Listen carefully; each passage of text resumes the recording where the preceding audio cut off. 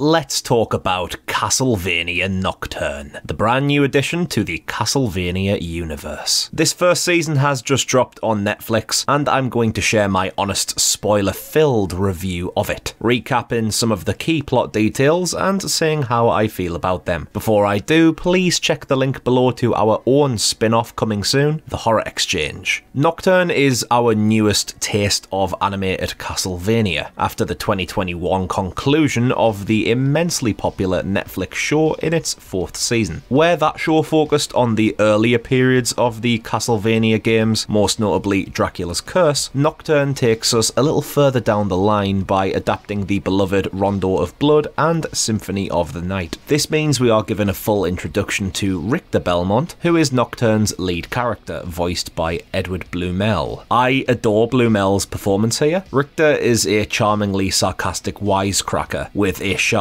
venomous wit lacing his tongue. His delivery and comedic timing on Richter's badass moments were a big highlight for me throughout the show, but I also appreciated how they presented Richter's vulnerabilities. His mother was killed in his presence as a 10-year-old by the powerful Olrox, who in Symphony of the Night commanded the top tier of Dracula's castle. It's a vicious opening scene, which is a perfect slice of what's to come in the series. Bloody graphic action of a breakneck speed, while also not being shy of displaying a deep emotional devastation. Richter is traumatized by what he witnesses here, and he carries that with him as a young adult trying to find his way and rediscover his magical abilities. It's a noble character direction for Richter, though perhaps wouldn't have been a backbone for an entire series. That's where the supporting leads come in, who I think the writers did an excellent job with. They don't feel like side characters to Richter, they are all given pedestals of relevance and fleshed out with important and emotional backstories and motives. Annette was easily my favourite example of this. Nocturne takes a far different approach with Annette to her appearance in Rondo of Blood, being Richter's blonde bombshell girlfriend. In Nocturne's 3rd episode, Freedom Was Sweeter, we discover that Annette is the daughter of a slave and was a slave herself, with vampiric oppressors. We learn of her bond with her partner Edward, who we meet earlier in the series, and their friendship bonds are tested later in the series after Edward is converted into a demon. See, right there, I appreciated the levels of character development. Richter isn't the sole focus, he's just one person who is given some development time before being rested for a period while another character takes the limelight and is developed as well. As a result, I truly felt there was a team of players here. The camaraderie between them was notable. Richter, Annette and Maria form a strong trio to help keep you engaged in the narrative. And I think this was a vital requirement because in terms of the narrative, it's Castlevania. By that I mean your core is there's some big evil force and there's some good guys to stop it. Rarely do we go much deeper than that. And in Nocturne we have the signposted Devourer of Light, who is going to be unleashed on the world, and it's up to our team to stop that from happening. It's very does what it says on the tin, but then again, Castlevania's roots are embedded in that level of simplicity. The way Nocturne takes that simple core and heightens it was where the strong character moments held it together for me. However, one key presentation method used in terms of the evil forces that I think amplified things here was one word: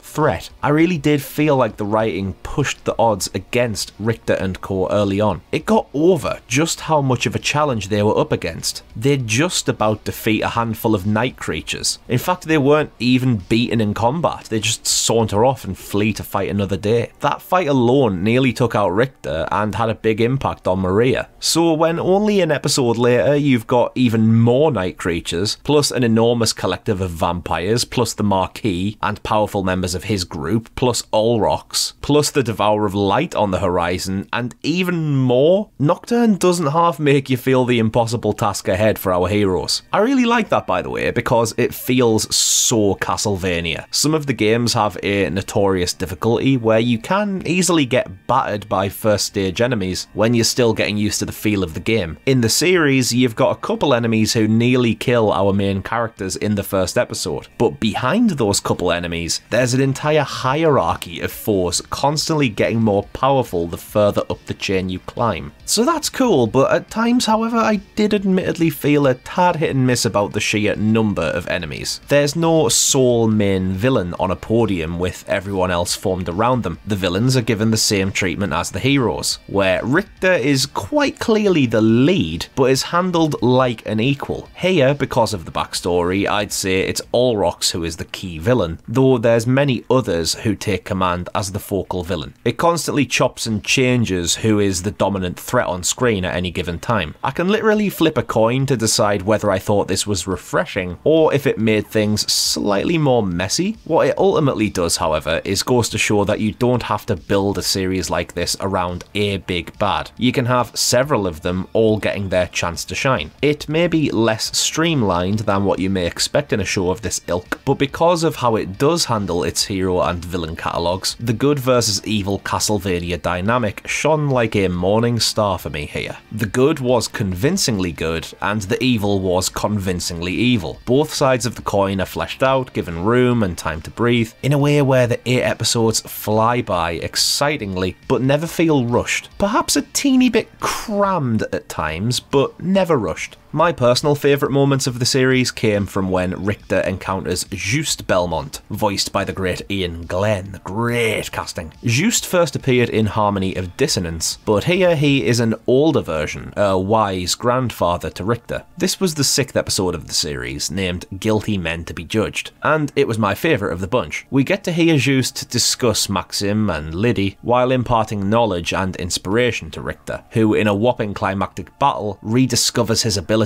and dons his iconic white headband. When Bloodlines kicks in a new epic version during the fight, which we also heard in the trailer, boy was it electrifying to hear, even to much more casual Castlevania players like myself. I think that motif spreads across the remainder of the show as well. If you're a Castlevania aficionado, there's a lot to love. You've got a bunch of your favourite characters, classic iconography like cracking whips and flying skulls, beautiful gothic architecture, and a firm grasp on horror animation. But if you know literally nothing about Castlevania, there's still a lot to love here. The animation is gory and fluid, the soundtrack by Trevor Morris and Trey Toy is spellbindingly good, the voice acting across the board is exceptional, and the overall pacing of the show was well executed in my opinion. It's not constant action, action, action to a point where it gets monotonous, and it's not constant talking to a point where you're tapping your foot. It's a balanced show where people of all levels of familiarity have something to gain. I'd say that if you don't know a lot about Castlevania, but you love Interview with the Vampire or Queen of the Damned, Nocturne's French Revolution setting will likely draw you into the rest of the story. If there's anything I didn't like, I'd be clutching at straws, but I guess I've already mentioned how sometimes the number of baddies can be a touch inflamed at times, though I can let that slide, because it mimics the way the games are with their villains. I also think you do sometimes get the odd line of dialogue which sounds right out of the 2020s rather than the 1700s. It's fine because the previous Castlevania show had that too, especially from Trevor Belmont, so if you're wanting some historical accuracy in terms of how people speak, you may not get the precise end result you expect. And if I were to highlight just one moment of, why the bloody hell did that happen? There's a moment in episode 4 where Annette is thrust at by sharp talons, and her defense is to use a prison cell door to block the nails. But, right, you've got the door and the nails are just hitting against the bar on the door. So it's like if the attack was slightly to the side, you could completely hit Annette through that massive gap. It's like, what an accurate block. Oh, it's hilarious. I've never seen anything like it, but I gladly chuckled off the silliness here. It's all light-hearted good fun as Castlevania always has been. That's about it for my negatives, nothing too serious and it's all in good spirit. Overall, Nocturne got me really excited to see future seasons, and even more spin-offs about other parts of the Castlevania timeline. Give me the Simon's Quest series and I'll gladly summon the Red Orb Tornado. Nocturne was a pleasant experience and I look forward to seeing more down the line, but what do you think of season 1 of Castlevania Nocturne? Let me know in the comments below. Don't forget to check out the Horror Exchange while you are down there. I've been Connor from Unleash the Ghouls and I shall see you next time for another